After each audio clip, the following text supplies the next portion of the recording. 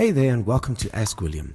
Today I'm going to show you how to create a second or third channel on YouTube using your original account. So you need another YouTube channel to upload different content to. Simply go to www.youtube.com. Make sure you're logged into your original account and click on it in the top right hand corner of your screen. Now click on Settings.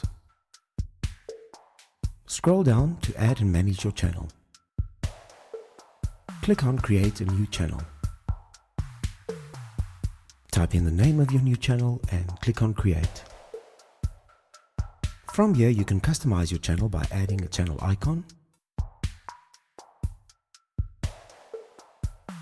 channel art,